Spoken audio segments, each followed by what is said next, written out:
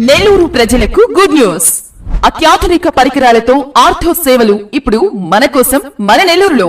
Doctor Sheikh Nawaz Sharif గారిచే అరిగిన కీళ్లకు కీళ్ల మార్పిడి, వెన్నెముక సమస్యలకు చికిత్స. 7013809999.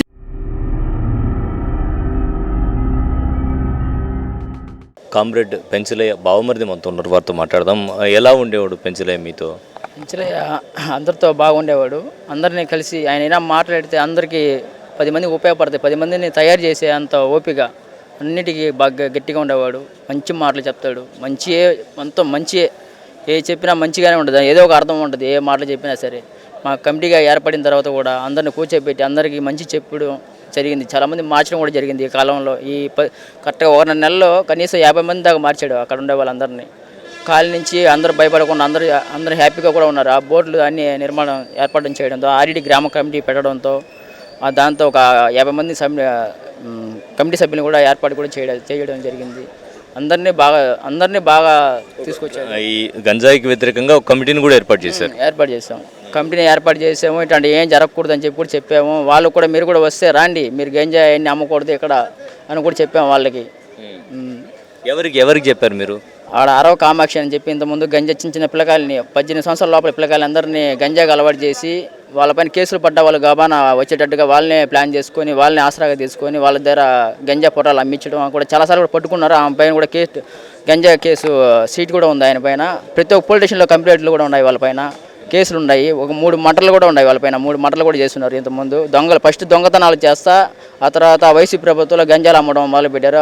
కొద్దిగా ప్రభుత్వంలో అధికారంలో ఉండటం వాళ్ళతో పాలగిరి త్రవీణ అతను చేరి వాళ్ళతో సపోర్ట్గా ఉండి వాళ్ళందరినీ ఇంకా ప్రోత్సహించి వాడు కూడా దాంట్లో సగంగా భావించి దాంట్లో అమౌంట్ కూడా తీసుకోవడానికి జరగడం. మొత్తం వీళ్ళిద్దరూ అరవ కామాక్షి, పాలగిరి త్రవి వీళ్ళందరూ కలిసి ఈ ప్రయత్నానికి పాల్పడారు.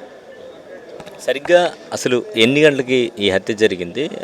ప్రస్తుతం పిల్లలు ఏమైనా పిల్లలు ఏమైనా చెప్పదలిచే పరిస్థితిలో ఉన్నారా? వాళ్ళ పరిస్థితి ఇప్పుడు కరెక్ట్గా ఆయన 4:10 గంటలకి మైథిలి స్కూల్, మన కరెంట్ ఆఫీస్ దగ్గర ఉండే మైథిలి స్కూల్కి వెళ్ళేసి తీసుకొచ్చే టైంలో కరెక్ట్గా 4:30 ఆ టైంలో మేమందరం అక్కడ మాట్లాడుతూ ఉన్నాం. అక్కడ ఐరన్ షాప్ ఉంది, ఆయనకి ఐరన్ షాప్ ఈ మధ్యన పెట్టాడు, ఒక సంవత్సరం అవుతుంది. ఆ షాప్లో సరుకు తీసుకోవాలని చెప్పి మాట్లాడుతూ ఉంటే ఇలాగా ఆయన్ని వెనకాల తరుకుంటా ఆయన్ని హైవే నుంచి వెంట పెట్టుకుంటూ వస్తూ ఉన్నారంట. అప్పటికి చాలా పిల్లోడు అని చెప్పి జాగ్రత్తగా తీసుకొస్తానే ఉన్నాడు. పిల్లోడు వల్ల ఆయన కొద్దిగా వాళ్ళని అటాక్ చేయలేకపోయాడు కూడా. పిల్లోడు కాపాడుకోవడంలో ఆయన చంపేశారు. అక్కడ వాళ్ళంతా కూడా పారిపోయారు. మేము కూడా వచ్చే లోపల చంపేశారు. మేము కూడా అక్కడి నుంచి వచ్చి గబగబా జీజీహెచ్కి హాస్పిటల్కి తీసుకొచ్చి రాగానే ఆయన చనిపోయాడు.